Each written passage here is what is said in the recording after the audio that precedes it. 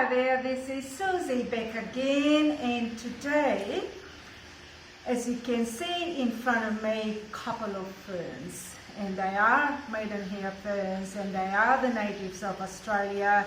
If you do look at my videos on ferns, you will then understand this particular variety of ferns, because I have discussed quite in depth and thoroughly about this particular maidenhair fern, and its scientific name is Adiantum hispidulum. Hispidulum, which is the maidenhair fern, when it grows, it has these beautiful red leaves.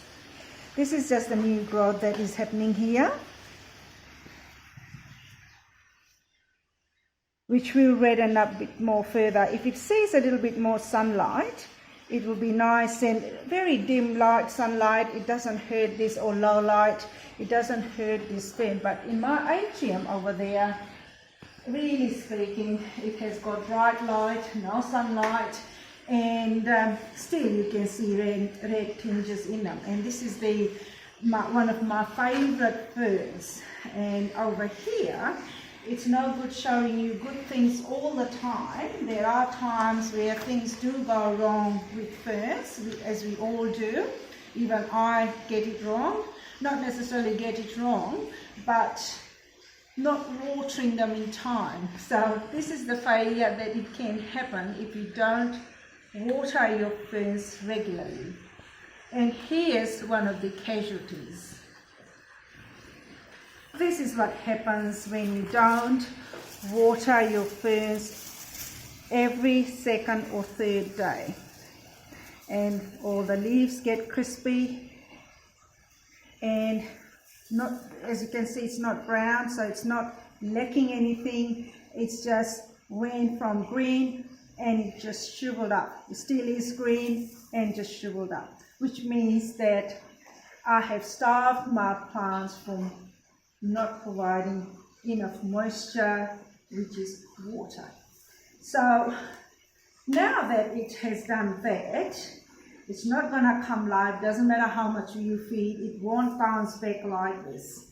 So in my mind, what I will be doing literally is chopping it all off, because it's really no good looking at it like this. So chop it right back if that's what happens to your plant. As you can see, this is what I have done, including, this is a little baby that I like to save it. Oh, it's gone now, cut, I must have cut it. So I've chopped everything, nothing to save there. But if you come closer, you can see the new beginnings here. So the plant is really not dead. And what I will be doing is basically renewing the soil, similarly to what I have done in my recent video, which you would have just seen on the Necrolepis fern, which is, it has many common names. You can lace fern, or Josephine fern, or exalta fern. I mean, there's various names for that lacy fern, so it could be anything. So what I do normally is, and what another thing I don't particularly like is the length. The height of this pot is a little bit too big for this fern, so I'm going to actually put it in a smaller pot, and that will reduce me watering all the time, because this particular pot does require watering just about every day, and I don't really have time to water them every day. That's probably one of the reasons why this particular fern has actually died on me, or was dying, till I rescued it. Now, this is what I do. I just chop them like such and get rid of the mess, the knot, and renew the soil.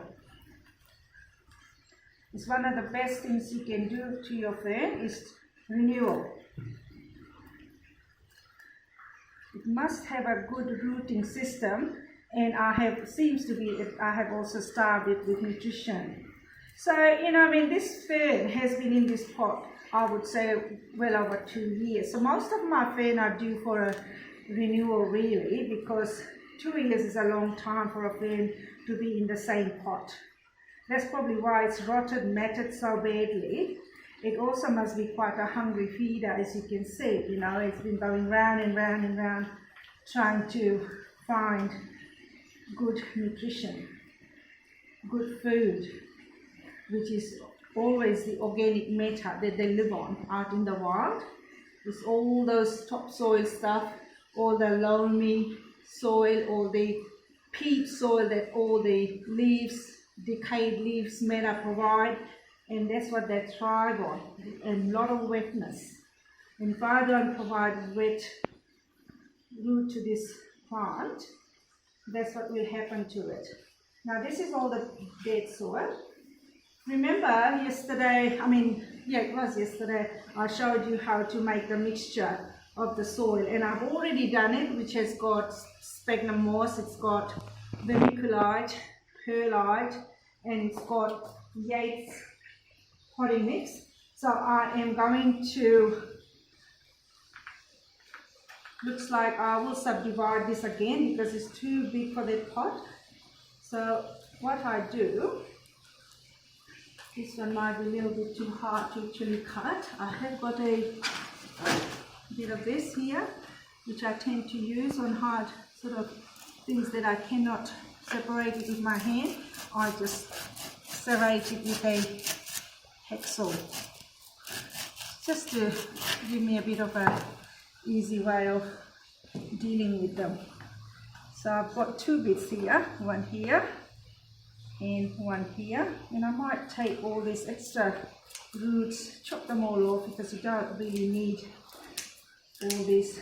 And when you provide the new soil, you know, it's when they will start the new growth again, and you get luscious green things. Now, even though I have used a different soil mixture to what I normally do, normally I like a lot of peat soil as well, which I do have heaps of, but this time, as you know, I have used perlite and also vermiculite to balance the watering. So I'm just going to try out and see how they're going to work without the peat soil, which is the peat coir brick that I use and soak it in the water. I normally use that as well. So don't have to hesitate to try different mixtures. I think this will work well. There's lots of moisture containing stuff in there. So I'll just fill it up with that. And about 3/4 spoon, put that in, exactly like the other fern I planted. And you just do exactly the same with this particular maidenhair fern.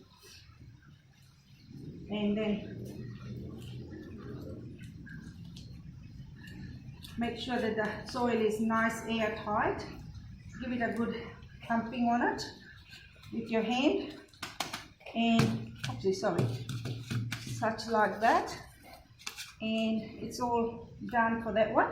I will find another pot and finish off with that. Now I will stop this video now and also show you the last lot of maidenhair ferns. Remember, I separated, so I'm going to bring it back and show you how that's going. So in my next lesson I'll show you the growth, the new growth on them. See you shortly. Here I am back with my maidenhair ferns. If you were to go back and watch my videos on how I subdivided them about a month and a bit ago, and this is the outcome. Now all my subdivision are coming out beautifully with new shoots, all 4 of them.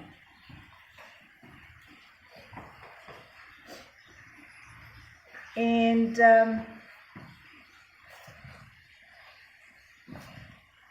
I'm really pleased with them. I thought I might have killed one of them, but obviously they all are surviving. See, all the new shoots are coming away beautifully. in this as well. They're all doing well.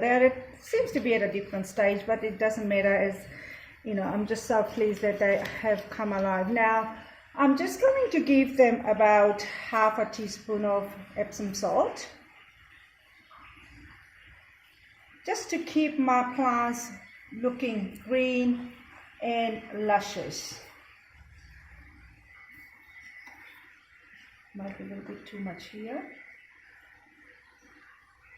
Just a little bit. And when you water them, it should be all taken in.